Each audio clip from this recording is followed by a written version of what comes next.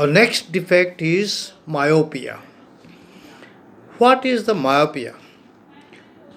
The defect of human eye for which it cannot see distant objects clearly, although can see the near objects clearly, is called myopia.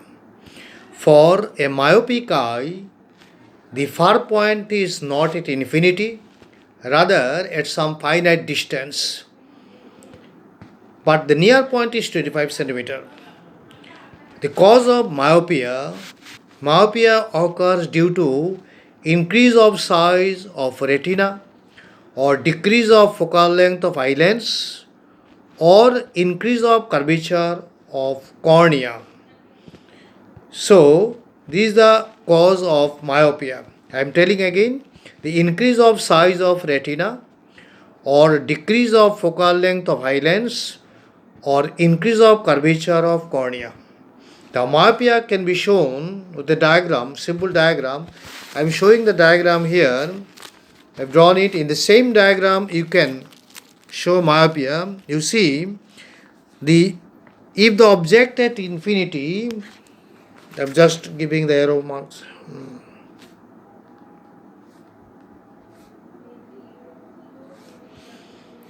You see, if the object is placed infinity, the image is formed before retina. It is formed at a distance which is before retina. But if it is placed at some finite distance, this D is the far point for myopic eye. And if the object is placed at D, the image is formed on the retina. So this is the distance up to which the myopic eye can see clearly, not at infinity. If the object is placed at infinity, the image will not be formed on the retina before retina. The image is formed before retina. So this defect is in the same diagram. You can show this defect. So this is the defect. Now the myopia defect can be removed with the help of a concave lens. With the help of concave lens, the myopia defect can be removed, and it is shown here. You see the book diagram. You see in this diagram, if the object is placed here at infinity, this is the far point for normal eye, but image is formed on the retina with the aid of this concave lens. So myopia defect is removed with the help of concave lens. Now the concave lens is placed near the eye lens, and here although the object is infinity, a virtual image of the object is formed on the focus of the concave lens, and which is this focus of the concave lens is the far point for the myopic eye. So this is the far point for myopic eye, and this is the focus for the concave lens. We know a concave lens forms an image. The focus of concave lens is there. If a parallel beam of light after refraction appear to diverge from that point. So here the parallel beam of infinity, object infinity. So parallel beam of light is incident on the concave lens, and after refraction they appear to diverge from the point D, that is focus of the concave lens, and D means here the far point for the myopic eye. So the object is placed, although at infinity, the image is formed. Although the object is at infinity, the myopic eye is seeing the object at the far point for his own eye. So this is at the point D.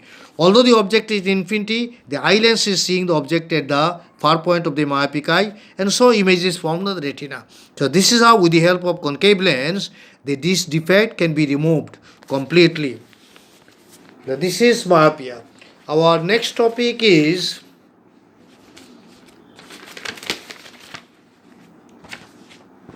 dispersion of light. What is dispersion? Dispersion of light. What is dispersion? When a polychromatic ray of light, when a ray of polychromatic light is incident on a prism or prism like medium, prism or prism like refracting medium, then after refraction through it, it gets scattered, that is not scattered, actually it gets the different colors of the light, but it breaks into its monochromatic constituents. When a polychromatic light, when a ray of polychromatic light is refracted through a prism or prism like refracting medium, it breaks up into its monochromatic constituents due to their different refrangibilities. Refrangibility means power of refraction. I am telling you again, when a ray of polychromatic light is refracted through a prism or prism like refracting medium, actually lens is also a prism, like we read earlier that a lens is a combination of assimilation of truncated prisms. So when a ray of polychromatic light is refracted through a prism or prism like refracting medium, it breaks up into its monochromatic constituents, that is constituent colors, due to their different refrangibilities or different power of refraction. And this phenomenon of breaking of a polychromatic light by a prism is called dispersion. This is dispersion. Now, why does dispersion occur? Then naturally the question, why does dispersion occur? Actually, when a polychromatic light is refracted, a number of colors are getting refracted here. So here, the refractive indices of the prism material with respect to the surrounding medium are different for different colors of light. So obviously, I am telling you again, the refractive indices of a prism material with respect to the surrounding medium are different for different colors of light. So obviously, whenever a polychromatic light ray is incident on a prism, the angle of incidence of all the colors present in it is same. The angle of incidence equal for all the colors, but due to different refractive indices of different colors, the angles of refraction of different colors will not be same. So obviously all the colors are refracted differently, and the direction of the refracted rays for different colors are different, and deviation of different colors are also different. And here, due to different deviations of different colors, all the colors get separated from each other and dispersion occurs. Clear? So, dispersion occurs due to difference of refractive indices of different colors for different colors, refractive indices of the prism material with respect to the surrounding medium for different colors. And this is the cause of dispersion, and different colors are deviated differently. Now, among the different visible colors of light, we told earlier that the deviation is the greatest for violet color and the least for red color. So obviously, while refracting through a prism, we know that while refracting through a prism, a light ray bend toward the base of the prism. So all the constituent colors of the polychromatic light would bend toward the base of the prism on both refracting surfaces. On the first surface, second surface, on both surfaces, the bending of the light rays will occur toward the base of the prism. And here the deviation is the greatest for violet color. So among the different colors of light, if white light is dispersed, if the dispersion of white light is considered, then the seven constituent colors are there, and among them the deviation is the greatest for violet color, at least for red color. Obviously, the bending of the violet color is the maximum, and the bending of the red color is minimum. So if the base of the prism is downwards, then the lowermost position will be occupied by violet color, and the uppermost position with red color if the base of the prism is downwards. So this is how the dispersion of white light by a prism, it is shown in your book, and I am just showing the diagram here. You follow the diagram. This given in this book, the diagram clearly. The diagram, a ray of white light is incident here, and this is the principal section of the prism, and different constituent colors. So you see the base of the prism is downwards, so the lowermost position is occupied by violet color and the uppermost position is occupied by red color. And here all colors, while drawing the diagram, it is very important, all colors of light should bend toward the base of the prism. That is, the bending of the rays always toward the base from their initial position, initial direction. And that's why you have to draw the diagram very carefully. All the rays are bending toward the base of the prism after refraction. And here, as the refractive indices of prism material are different for different colors, so the different deviations of different colors are different, and this is how dispersion occurs. So this is how dispersion occurs for white light. Now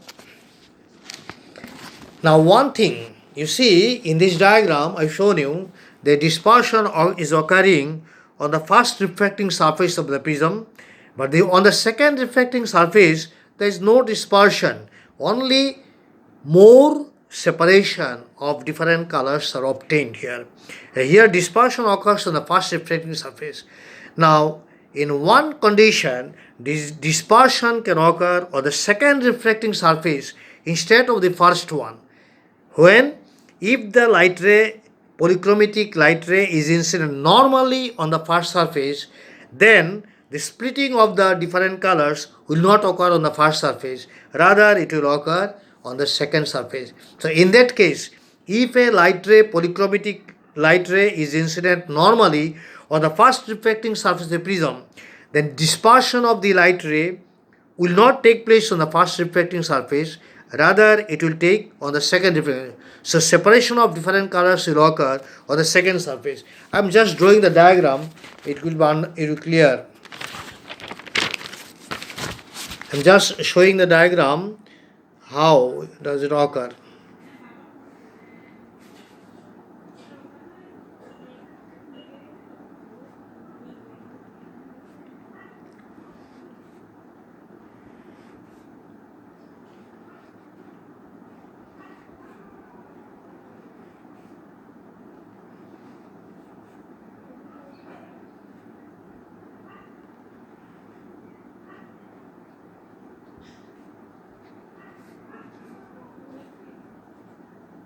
Suppose I am considering white light. You see, the white light ray is incident normally on the first refracting surface. And here no dispersion occurs. As the normal angle of incidence is 0 here, so angle of refraction of all colors will be 0 here. So no dispersion occur on the first refracting surface of the prism. Here all splitting of the different colors of light occurring on the second refracting surface here. You see, the violet is the lowermost position, red in the uppermost position. All colors are in between them and according to their wavelength. So this is how dispersion occurs. So only the condition for the dispersion to occur on the second refracting surface is that if the light ray of the polychromatic light is incident normally on the first refracting surface. So now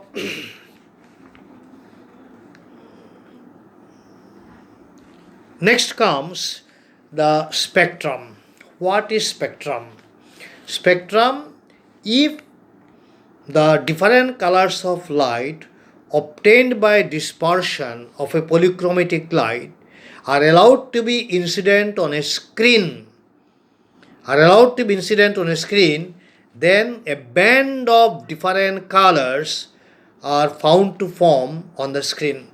This band of different colors is called spectrum of the polychromatic light. I am telling again, if the different colors of light obtained by dispersion of a polychromatic light are allowed to be incident on a screen, then a band of different colors is found to form on the screen.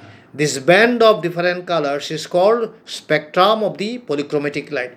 Now there are two types of optical spectra: pure spectrum and impure spectrum. What is pure spectrum? If in a spectrum of a polychromatic light, all the constituent colors occupy separate positions on the screen so that they become distinctly visible, then the spectrum is called a pure spectrum. On the other hand, if in a spectrum of polychromatic light, all the colors of light, instead of getting separated from each other, overlap each other so that they are not distinctly visible on the screen, then the spectrum is called an impure spectrum. So, in a pure spectrum, all the colors are getting separated from each other, but in impure spectrum, overlapping of colors occur. And in a pure spectrum, all the colors are arranged according to their wavelength. But in impure spectrum, there is overlapping and there is no definite order of arrangement of different colors, obviously. So, this is impure spectrum and pure spectrum. Now, one thing, dispersion occurs in prism, but dispersion doesn't occur in rectangular glass slab. Why? We discussed rectangular glass slab. In rectangular glass slab, no dispersion occurs, but in prism, dispersion occurs. Why? In both rectangular glass slab and in prism, light rays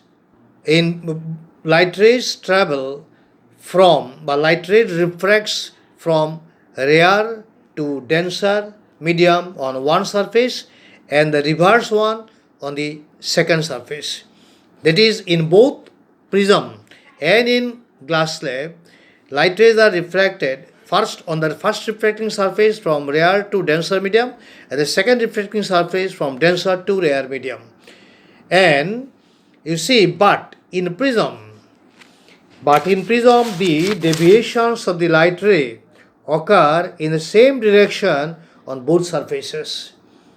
For bending of the light ray, the bending on both surfaces occur downwards toward the base of the prism.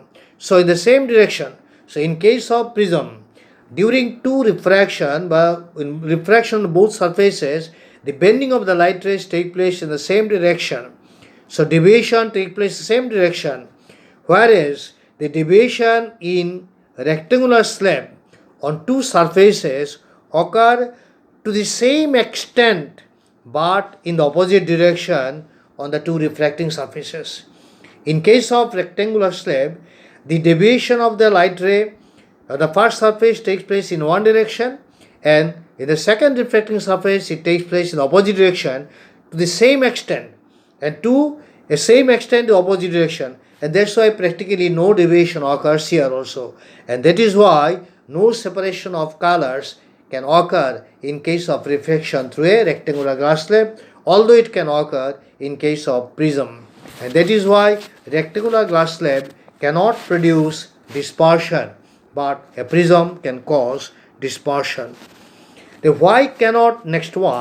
Next question comes, why cannot dispersion occur in vacuum? Why cannot dispersion occur in vacuum? Actually, in vacuum, all colors of light travel with equal velocities. In vacuum, all colors of light travel with equal velocities. So, if a polychromatic light ray is traveling through one medium, is refracted in vacuum. So, for the same angle of incidence of different colors, as the velocities of our different colors are same, so the angles of refraction with different colors will also be equal. So in case of refraction from any medium to vacuum, for the same angle of incidence, the same angle of refraction for different colors will obtain, and therefore the deviations of different colors will not be different. And that is, the colors are not getting separated from each other. Clear? So that is why dispersion never can occur in vacuum. So the answer I am repeating the answer. In vacuum, all colors of light travel with same velocities. So when a ray of a polychromatic light traveling through one medium is refracted through vacuum, then For the same angle of incidence of all the colors, the angles of refraction for different colors are also equal. And there is no separation of different colors, and the deviation of all the colors are same, and so no separation of the colors occur and no dispersion can occur in vacuum. And that is why vacuum is called a non-dispersive medium. Vacuum is also called a non-dispersive medium. Now, natural example of dispersion is formation of rainbow in the sky. Formation of rainbow, all of you have seen it on the sky. So the formation of rainbow, you can tell, a natural phenomenon of dispersion, and that is dispersion that occurs in nature, the formation of rainbow. Our next topic is monochromatic and polychromatic light. What is monochromatic light? A monochromatic light, a light is called a monochromatic light if it is not splitted in different components by any mean. If a light ray is not splitted in different components, can never be splitted in different components by any means, then it is called a monochromatic light. Example of monochromatic light, red, yellow, green, any color of white light, any component of white light is a monochromatic light. So it cannot be splitted further. So they cannot be splitted further. These colors cannot be splitted further by any means. And polychromatic light, a polychromatic light is that light which can be splitted in different components by suitable means. Which can be splitted in different components with the different wavelengths by suitable means, it is called a polychromatic light. So if a light can be splitted in different components by suitable means, then it is called a polychromatic light. An example of polychromatic, say by any means, that is by dispersion, you can tell. By dispersion it can be splitted in different components. So this is the white light is a example of polychromatic light is white light. While passing through a prism or prism-like refracting medium, it breaks up into different components. Okay.